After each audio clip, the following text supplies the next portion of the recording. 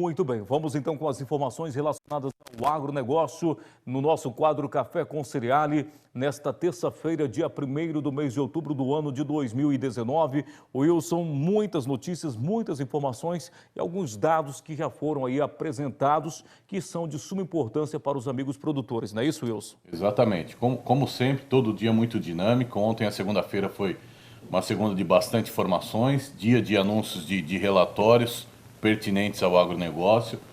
Nós tivemos 2 relatórios importantes, um que falava sobre o volume trimestral de estoques de soja americana.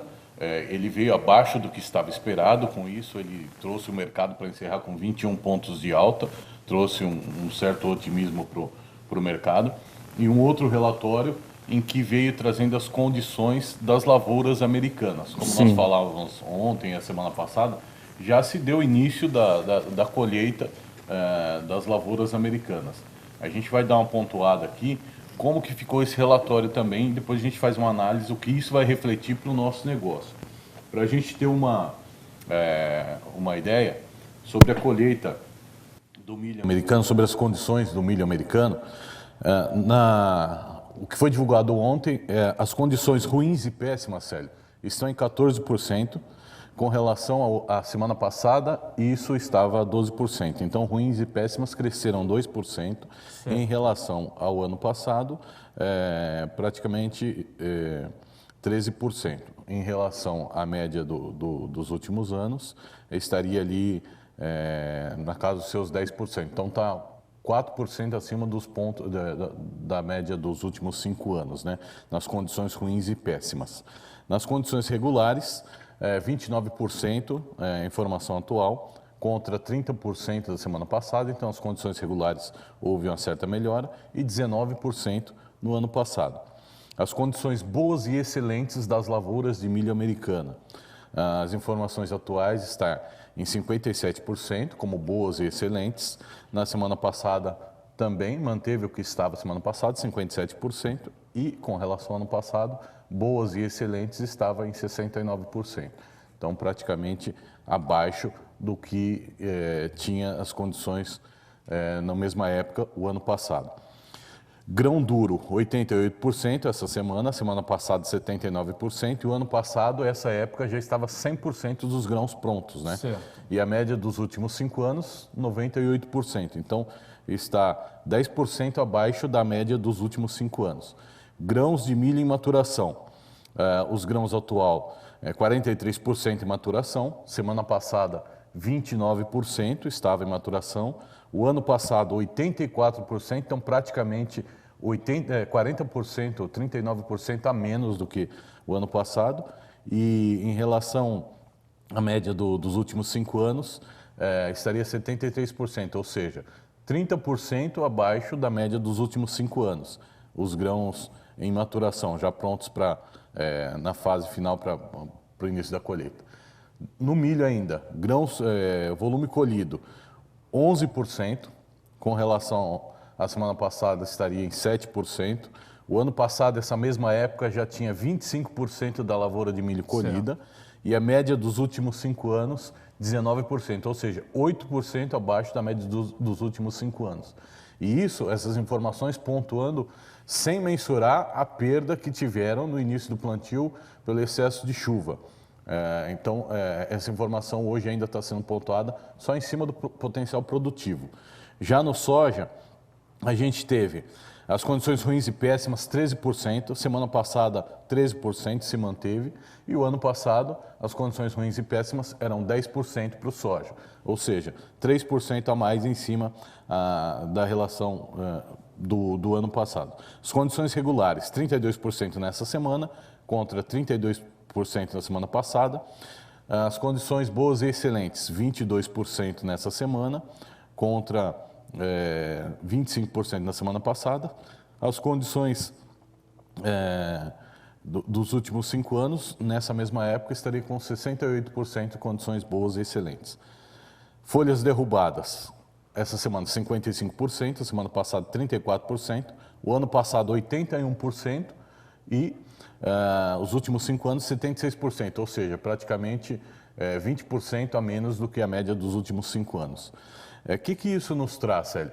Isso conclui que nós podemos ver, hoje já são informações mais pertinentes, são informações em cima de uma certa realidade, e isso vai trazer com certeza uma menor produtividade para as lavouras americanas. Haja visto que as próximas semanas demanda muita chuva, com um grande potencial torrencial de água para as regiões que estão sendo colhidas nos Estados Unidos, podendo piorar um pouco mais a colheita deles. Consequentemente, o mercado já absorveu isso ontem, então, agregado com os estoques mais baixos do que eram esperados e as condições de colheita estarem muito abaixo da média dos últimos 5 anos e ainda uma previsão de chuva podendo atrapalhar mais ainda as colheitas americanas, o Chicago já reagiu, tendo uma retomada mais forte na sua composição de preço por bushel na Bolsa de Chicago. Então, com isso, a gente continua na expectativa, olhando e aproveitando os melhores momentos para as liquidações da nossa movimentação. Isso no cenário soja, milho. O algodão também, acabei não pontuando aqui, mas ele também veio na mesma toada, Célio, só para a gente ter a ideia. Colhido o algodão 16%, em relação ao ano passado, essa mesma época eram 19%, e em relação à média dos últimos 5 anos, ele chega a estar acima, era 14%.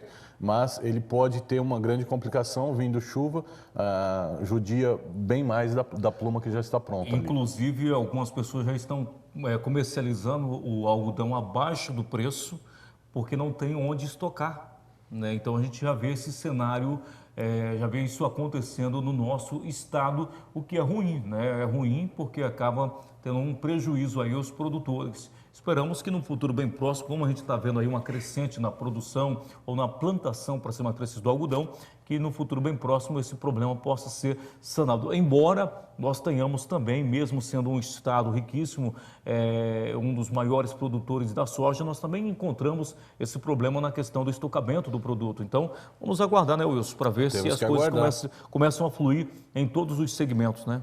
Sem dúvida, né? Muito dinâmico o agronegócio, qualquer informação é pertinente, muda aqui, mexe ali, tem que se estocar, não tem espaço, precisa comercializar. Sim. Então, bem pontuado pela sua parte aí, Sérgio.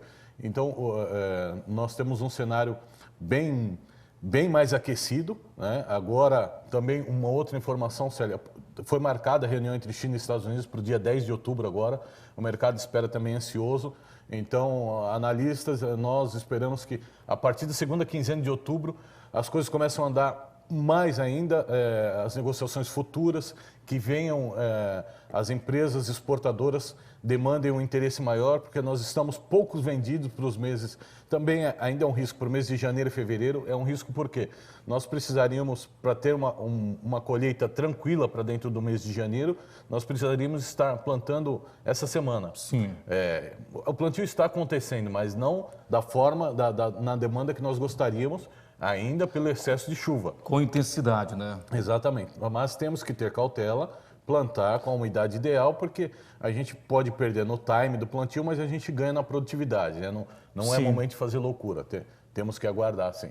Mas você acredita que para a semana que vem vai ter mais chuva e automaticamente, é claro, o maior número de produtores efetuando a plantação? Sim, os modelos climáticos indicam chuvas para nós aí até praticamente 12 de outubro, que vai trazer a umidade ideal, pelo menos isso é a média geral no estado, de até 70 milímetros de chuva, volumes nesses níveis. Então, com certeza, vai proporcionar muito o start e a sequência do plantio do soja aqui no Mato Grosso, Célio. Muito bem. Nós vamos ter em Sinop, no próximo dia 22, um fórum mato-grossense para debater a questão do uso de agrotóxicos, tá? Portanto, é importante esse debate. No decorrer dos próximos dias, nós vamos trazer mais informações sobre esse encontro, sobre esse fórum mato-grossense, porque é importante que os produtores também tenham a informação sobre esses produtos, né? Então, quando ficar mais próximo da data da realização desse fórum, nós vamos trazer as informações aqui dentro do nosso quadro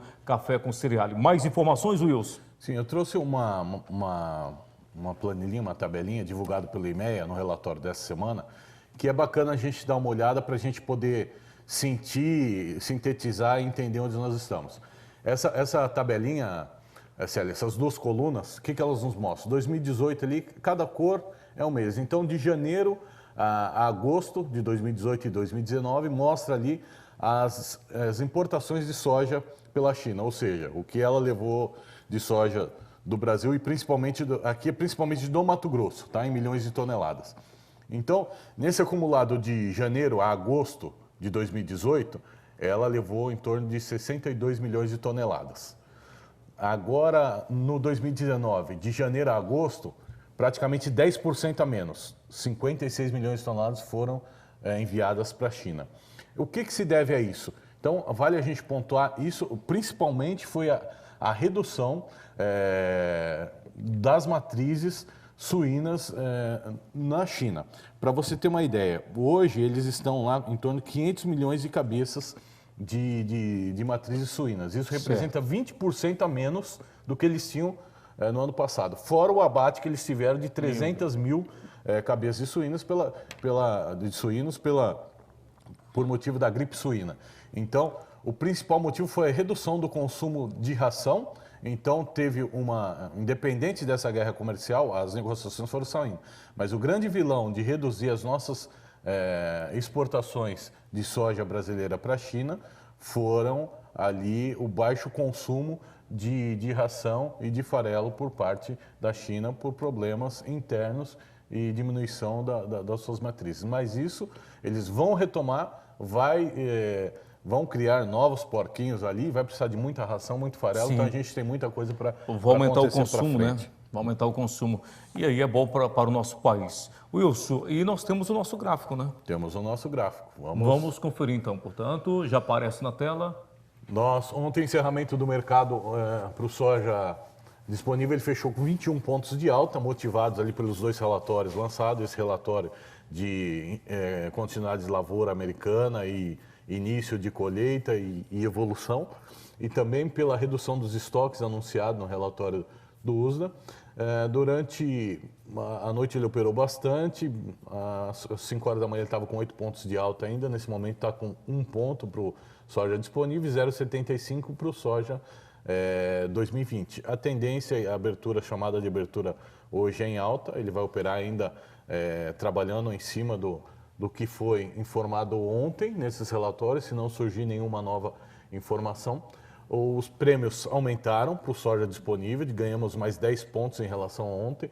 O soja futuro manteve os prêmios de 50 pontos acima e o dólar se manteve firme, fechou na paridade, R$ 4,15.